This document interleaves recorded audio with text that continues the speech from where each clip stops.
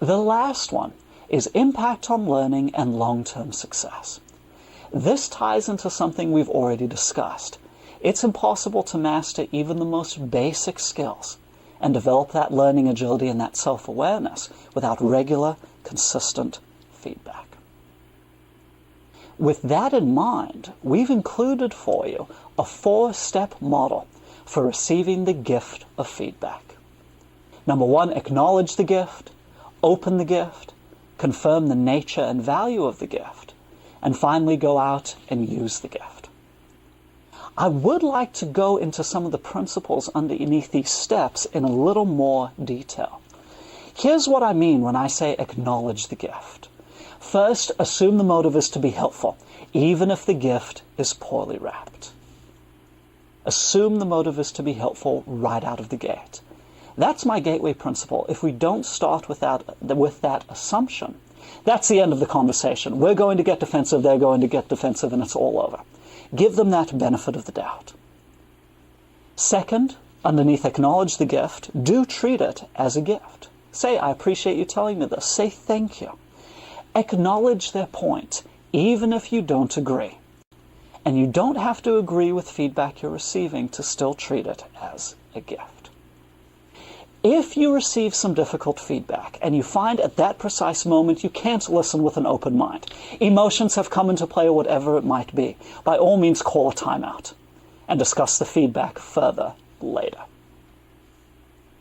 Especially if it's difficult feedback and we find we're not ready to hear it at that exact moment. That's step 1, acknowledge the gift. Step number 2 is open the gift.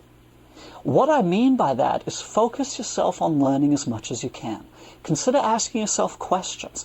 Why is this person telling me this? Oh, isn't that interesting? What can I learn from this? How is this a gift? To keep ourselves focused on getting as much as we can from it. You could also consider in this step asking clarifying questions to make sure you understand the feedback that you're receiving, getting additional details and insights. What I would recommend is if you want some examples, keep them future-focused rather than past. There's nothing that will get someone defensive faster than asking, when have I done that? That's the end of our conversation right there. Instead, keep it focused on the future. You know, I'd really like to improve in that area. What can I do moving forward to make sure I come across well in the future? The more you keep your questions future-focused, the less likely the feedback giver is to see it as getting defensive. Lastly, under open the gift, do not explain yourself. Do not explain yourself. Most of us have a built-in human need, where if something goes wrong and we get feedback accordingly, we just have to explain why. Don't do it, folks. Regardless of the truthfulness of your explanation, it sounds defensive. And once that happens, walls are going to go up. Again, the truthfulness of the explanation does not matter. Do not explain yourself, or it's going to sound defensive. We love to say that there are exceptions to every rule, and this one is no exception. There are 2 times when it is okay to explain yourself. First, if they invite you to. If they invite you to, congratulations, you have carte blanche, enjoy. You can explain yourself.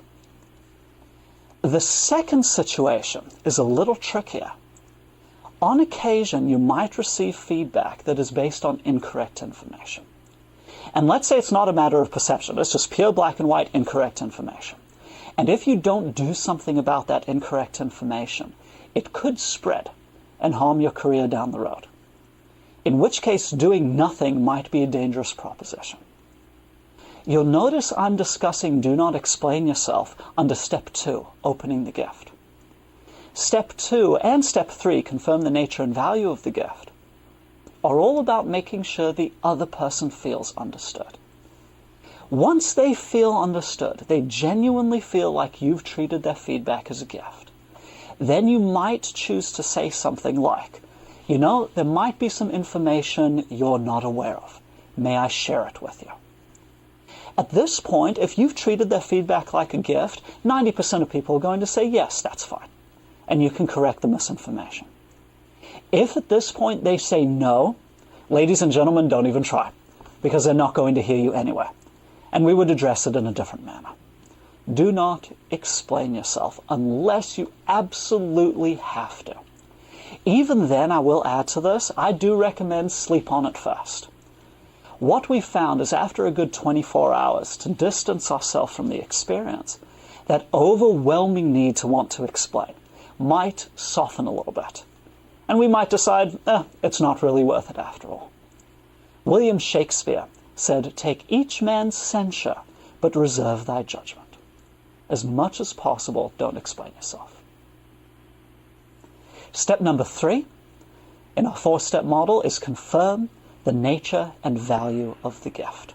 Confirm the nature and value of the gift. State what you heard, summarize it to make sure that you really do understand what the gift is saying, and then you might consider asking for more. This is when my gift metaphor breaks down a little bit. In real life, when we receive an honest-to-goodness physical present, we don't ask the individual, is there anything more? But for feedback, it's a very good idea. You might find they have some even more valuable stuff to give you, if you ask. Finally, step number 4 is use the gift. And I want to add under this one, keep the giver informed of your progress.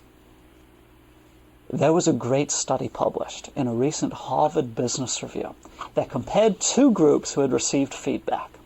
One group received feedback and they used it. Of that group, 40% were seen as making a positive change. The other 60%, interestingly enough, was seen as staying the same or getting even worse. The second group received the feedback and used it and kept the giver informed of their progress. In that group, 97% were seen as making a positive change. Keep in mind, both groups used the feedback. The only real difference between them was one group kept the giver informed, and 97% was seen as making a positive change. Make sure to keep people up to date, and you'll be seen as improving yourself.